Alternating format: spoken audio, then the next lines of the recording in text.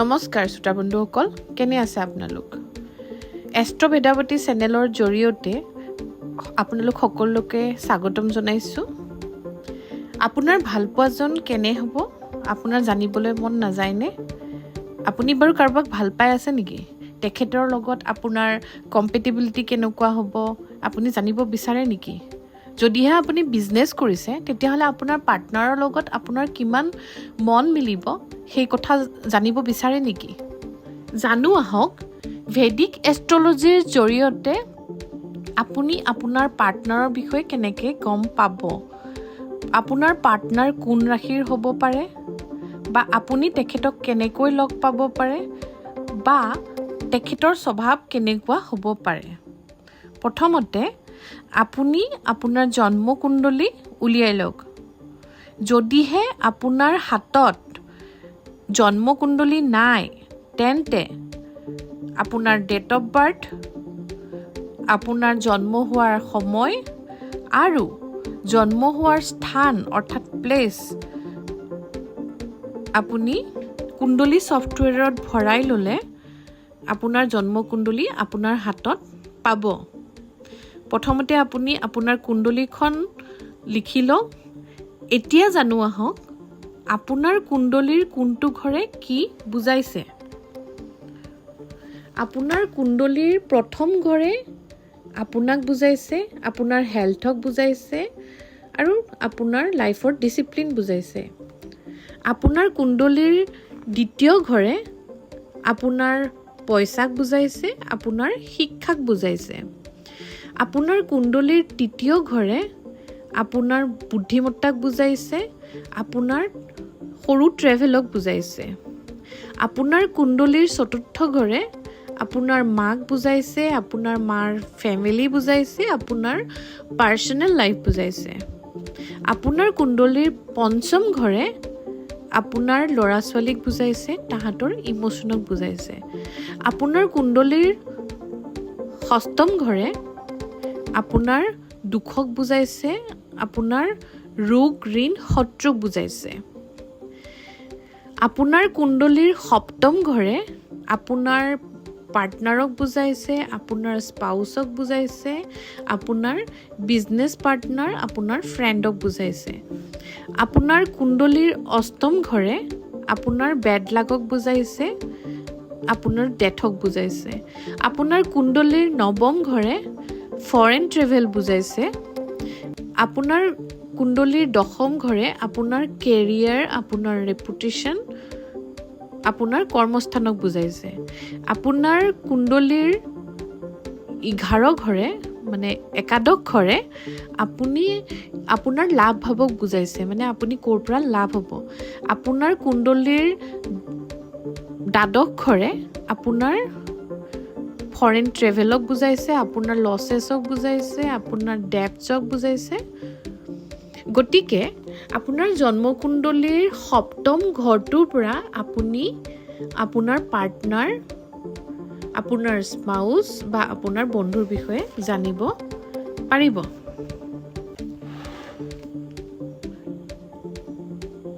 যদি সপ্তম ঘৰৰ স্বামী, এই ক্ষেত্ৰত সপ্তম ঘৰৰ স্বামী কোন হয়? ভেনাছ হয়, অৰ্থাৎ শুক্ৰ গ্ৰহ হয়। সপ্তম ঘৰত কি ৰাশি আছে সেইটো চাই ল'ব। সপ্তম ঘৰৰ স্বামী অৰ্থাৎ ভেনাছ বা শুক্ৰ ঘৰ কোনটো ঘৰত বহিছে সেয়া চাই ল'ব। সপ্তম ঘৰত অন্য কোনোবা গ্ৰহৰ দৃষ্টি আছে নেকি সেইটো চাই ল'ব। লগতে পাপ গ্ৰহে চাইছে নেকি সেইটোও চাই ল'ব। এই ক্ষেত্ৰত পাপ গ্ৰহ হৈছে শনি, মংগল, ৰাহু, কেতু। এতিয়া আমি আমাৰ 12টা ৰাশি আৰু তাৰ অধিপতিৰ কথা জানো আহক। আপোনাক স্ক্ৰীণত 12টা ৰাশি আৰু লগতে তাৰ অধিপতি অৰ্থাৎ স্বামী ঘৰবোৰ দেখুৱাই দিয়া হৈছে। সপ্তম ঘৰত যদিহে 5 নম্বৰৰ ৰাশি থাকে অৰ্থাৎ সিংহ ৰাশি থাকে তেন্তে আপোনাৰ পাৰ্টনাৰজন খঙাল হ'ব, কিন্তু তেখেত ৰজাতুল্য হ'ব। তেখেতৰ কিছুমান ইগ' ইছ্যু থাকিব পাৰে। সপ্তম ঘৰত চন্দ্ৰৰ ৰাশি থাকিলে অৰ্থাৎ কৰ্কট ৰাশি থাকিলে আপোনাৰ পাৰ্টনাৰজন ধুনীয়া হ'ব, মৰমীয়াল হ'ব, কিন্তু চঞ্চল প্ৰকৃতিৰ হ'ব। সপ্তম ঘৰত মংগলৰ ৰাশি থাকিলে অৰ্থাৎ 1 আৰু 8 নম্বৰ ৰাশি থাকিলে আপোনাৰ পাৰ্টনাৰজন জেদি হ'ব, কিবা তেখেতৰ সৰু ফিজিকেল ইনেবিলিটি থাকিব পাৰে। সপ্তম ঘৰত বুধৰ ৰাশি থাকিলে অৰ্থাৎ 3 নম্বৰ বা 6 নম্বৰ ৰাশি থাকিলে আপোনাৰ পাৰ্টনাৰজন মিঠা স্বভাৱৰ হ'ব, লগতে তেখেত বহুত স্কিলফুল হ'ব। সপ্তম ঘৰত যদিহে গুৰুৰ ৰাশি থাকে অৰ্থাৎ 9 আৰু 12 নম্বৰ ৰাশি থাকে তেতিয়াহ'লে আপোনাৰ পাৰ্টনাৰজন ধাৰ্মিক হ'ব, জ্ঞানী হ'ব আৰু লগতে বহুত ধনী হ'ব পাৰে। আপোনাৰ সপ্তম ঘৰত যদি শুক্ৰৰ ৰাশি থাকে অৰ্থাৎ 2 বা 7 থাকে তেতিয়াহ'লে আপোনাৰ পাৰ্টনাৰজন ফেশ্বনেবল হ'ব, ভোগী বিলাসী হ'ব, লগতে ধুনীয়া হ'ব। 7 নম্বৰ ঘৰত শনিৰ ৰাশি থাকিলে অৰ্থাৎ 10 আৰু 11 নম্বৰৰ ৰাশি থাকিলে আপোনাৰ পাৰ্টনাৰজন এলেহুৱা হ'ব। এনে ক্ষেত্ৰত যদি পাপ গ্ৰহৰ চকু পৰে তেতিয়াহ'লে আপোনাৰ পাৰ্টনাৰজন বেমাৰী হ'ব আৰু তেখেতৰ স্বাস্থ্য ওখ আৰু ক্ষীণকায় হ'ব। আপোনাৰ সপ্তম ঘৰত যদি ৰাহু থাকে তেন্তে আপোনাৰ পাৰ্টনাৰজন আপোনাৰ পৰা অসন্তুষ্টি পাব অৰ্থাৎ ডিছছেটিছফাইড হৈ থাকিব।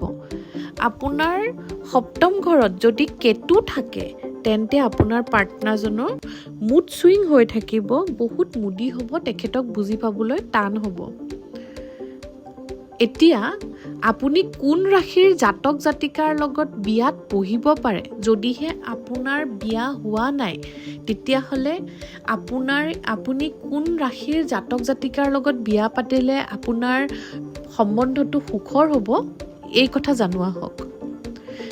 বন্ধু ৰাশিবোৰ হৈছে মেষ ৰাশি, কৰ্কট ৰাশি, সিংহ ৰাশি, বৃশ্চিক ৰাশি, ধনু ৰাশি আৰু মীন ৰাশি। অৰ্থাৎ মেষ, কৰ্কট, সিংহ, বৃশ্চিক, ধনু আৰু মীন ৰাশিয়ে নিজৰ মাজত বিয়া পাতিব পাৰে। একেধৰণে বৃষ ৰাশি, কন্যা ৰাশি, তুলা ৰাশি, মকৰ ৰাশি আৰু কুম্ভ ৰাশিয়ে তেওঁলোকৰ মাজত বিয়া পাতিব পাৰে। এনে কৰিলে বিবাহ শুভ হয়।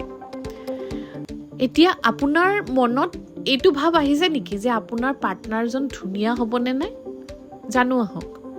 সপ্তম ঘৰৰ স্বামী যদি 4 নম্বৰ, 2 নম্বৰ, 7 নম্বৰ ঘৰত থাকে তেতিয়াহ'লে আপোনাৰ পাৰ্টনাৰজন ধুনীয়া হ'ব। বা সপ্তম ঘৰত চন্দ্ৰ থাকিলে আপোনাৰ পাৰ্টনাৰজন ধুনীয়া বগা হ'ব। এতিয়া আপোনাৰ পাৰ্টনাৰৰ প্ৰফেশ্যনটো জনোৱা হওক। সপ্তম ঘৰত সিংহ ৰাশি বহিলে আপোনাৰ পাৰ্টনাৰ চৰকাৰী চাকৰিয়াল হ'ব বা চৰকাৰৰ লগত জড়িত থকা ব্যক্তি হ'ব পাৰে। সপ্তম ঘৰৰ স্বামী 3 বা 6ত বহিলে আপোনাৰ পাৰ্টনাৰজন বিজনেছমেন হ'ব, কিন্তু তেখেতৰ হাইটটো কম হ'ব পাৰে। তেখেত বহুত বুদ্ধিয়ক হ'ব আৰু দেখিবলৈ সামান্য প্ৰকৃতিৰ হ'ব। সপ্তম ঘৰৰ স্বামী 10 বা 11 নম্বৰত বহিলে আপোনাৰ পাৰ্টনাৰ মিঠা বৰণৰ হ'ব পাৰে বা ক'লা ৰঙৰ হ'ব পাৰে। এনেধৰণে আমি ভেদিক এষ্ট্ৰলজিৰ জৰিয়তেও আপোনাৰ পাৰ্টনাৰ কেনে হ'ব এই কথা ধাৰণা কৰি উলিয়াব পাৰোঁ। গতিকে আমাৰ চেনেলটো চাই থাকিবলৈ নাপাহৰিব আৰু লগতে যদিহে আপুনি ছাবস্ক্ৰাইব কৰা নাই, লাইক আৰু ছাবস্ক্ৰাইব নিশ্চয় কৰিব। আজিলৈ আহিছোঁ তেন্তে, ধন্যবাদ।